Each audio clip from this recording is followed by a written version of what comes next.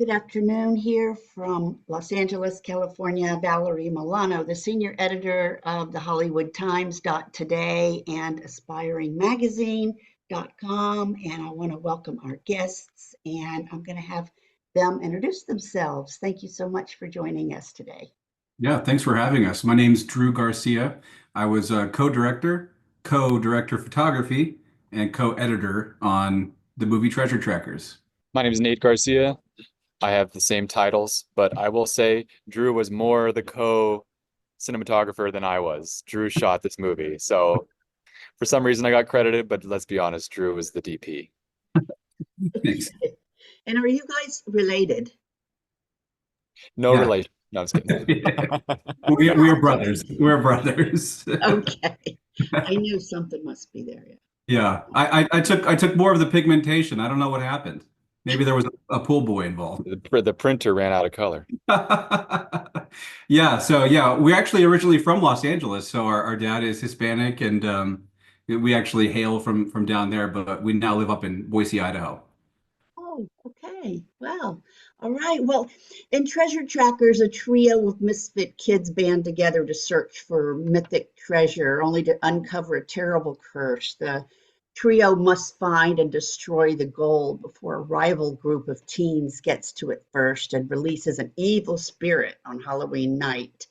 This film is a little bit Goonies and Escape to Witch Mountain, with a mix of adventures and the supernatural, adding up to a 4F experience, a fabulous, fun family film. Yes, I like and that. 'tis the season of Halloween. Yeah, Um, absolutely. this is a character-driven film, and you have assembled three marvelous young actors to carry the story. How did you put together this cast, and did you test them together because they seem to have marvelous chemistry? I think this is a good question for you, Nate. This is a process. I mean, it went from, let's see, Drew and I came on board in like January um, of 2022, and then it was like straight into casting pretty much after that. And we did not finish casting till like a few weeks before the movie. So it was quite the search to find the right kids. And it was all over the country, from LA all the way down to Atlanta, Georgia. And we were just really lucky to find the kids that we did. Like you said, not only were they good on screen, they were just great on set. They all had amazing attitudes, and because we had some long days, and they were troopers. They stuck with it and they gave their best the whole time. So amazing cast. Yeah, another critical component of that was we did chemistry reads with the kids too. So we might like a certain actor for one of the roles, but we really needed to see them, reading against each other. So we would have Zoom calls because a lot of times they were at different parts of the country, and we would have them act scenes out on screen. And we went through that process with quite a few actors till we landed on the cast that we have. Nice. Location plays a big part in this film, offering the perfect small town environment for Leah to find her center with her two local friends. How did you come to choose the town to portray Carterville? Well, we ended up shooting the movie in Knoxville, Tennessee. And when we were first talking to the producers about how we might go about making this movie and where, there were quite a few options that were thrown out there. But when Nate and I heard that Knoxville was on the table, we pushed pretty hard on that front because we just had this feeling that shooting in a place like that would give us just so much built-in production value. And when we finally hit the ground in Tennessee, I guess I should back up and say that the city of Knoxville was extremely gracious to us and gave us a lot of help. The film commission there, hooked us up with all kinds of locations and, referrals and crew members and things like this. So it was a really wonderful place to shoot. They do a lot of true crime documentary stuff there in Knoxville. So there's a lot of well qualified people that we were able to hire for the team. And then, like I said a minute ago, the production value was so just um, just right there, turnkey for us when we were making this movie. So we hit the ground running in something like March 2022, location scouting. We were in the woods. We were at this cool place called the Iams Nature Park, where we shot a lot of the stuff in the third act of the movie. Tessa's camp we shot there as well. And then there was a series of caverns called the Cherokee Caverns that we shot the climax of the movie in. That was the most inspiring location we've ever shot in our whole careers. So Knoxville was a tremendous location to shoot. Nice, nice. And another key element to Treasure Trackers is the musical score, which is simply the perfect complement to the story. Can you talk to us about the beautiful score that's crafted by Robin Hoffman? Well, to back up a few years, Drew and I made a short film called Hero. And I remember when we made this short film, um, we were like, man, we're making this adventure short and we're having to use all this stock music. And I don't know if you've looked through stock music sites, but it ain't great. Uh, Really? so, and it certainly isn't good for the adventure genre. I'd say that like it's good if you're making certain tones, but the moment you enter into like an orchestral sound, it loses everything. And we Well, were we Nate, were can I just interject there that the real key is the fact that you don't have themes, right?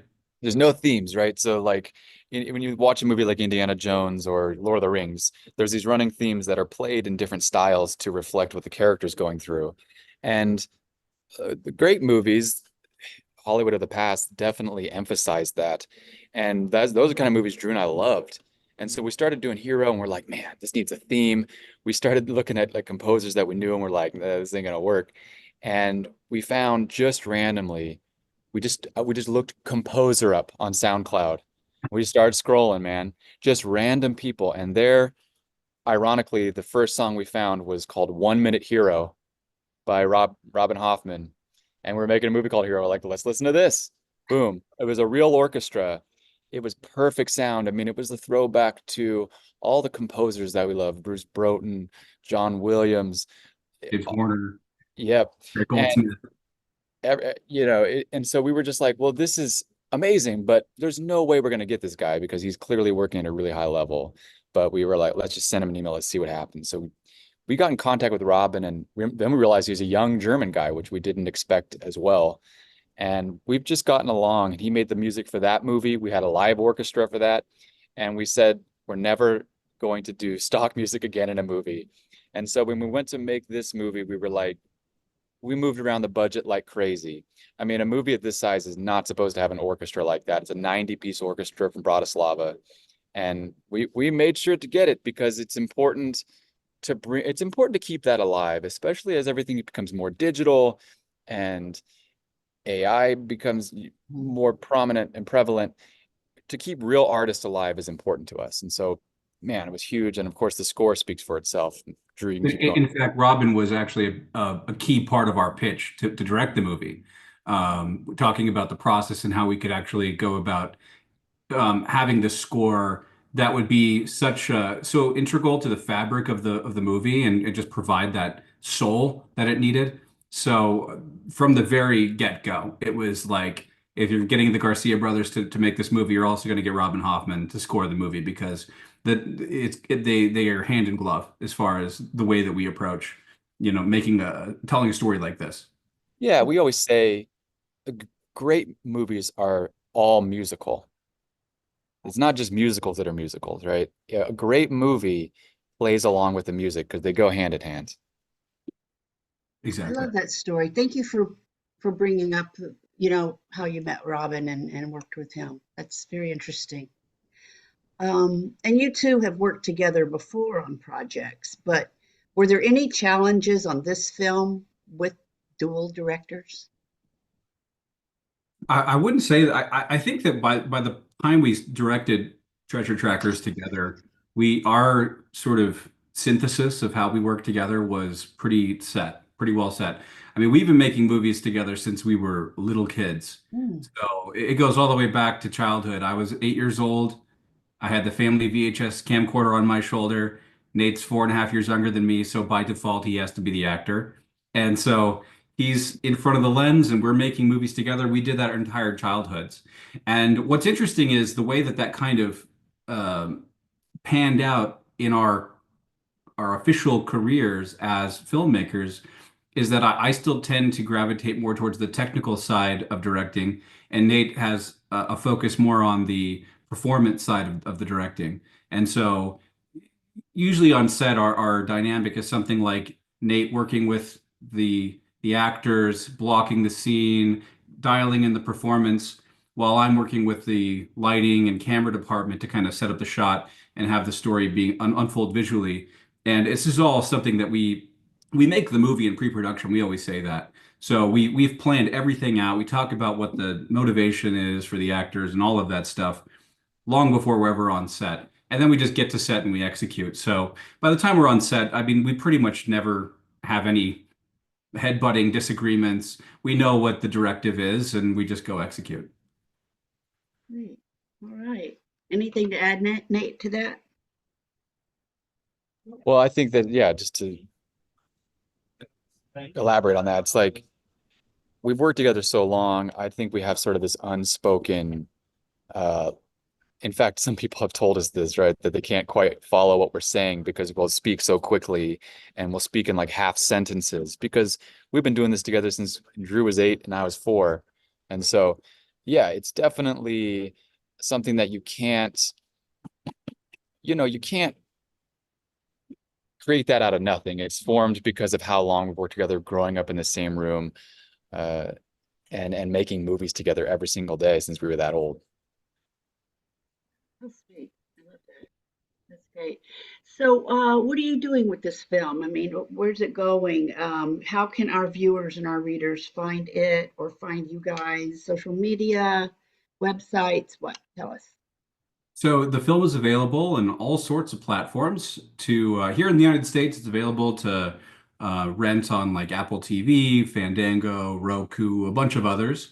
You could just Google treasure trackers and find a way to get this film.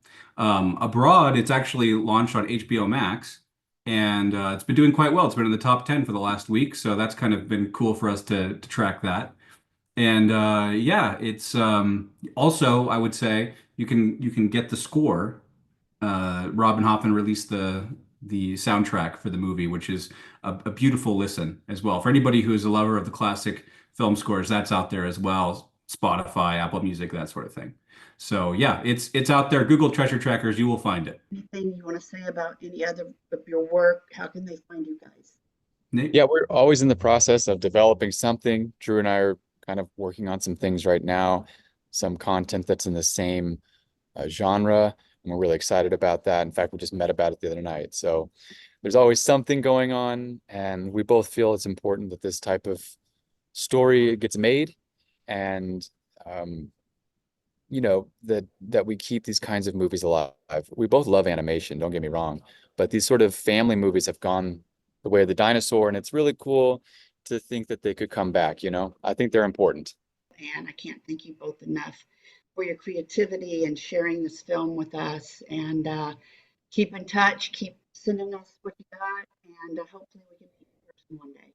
That'd be great. Thank you so much. It was great to meet you. Thanks Thank so you. much. Nice to meet you. Have a great rest of your day. You You too. too.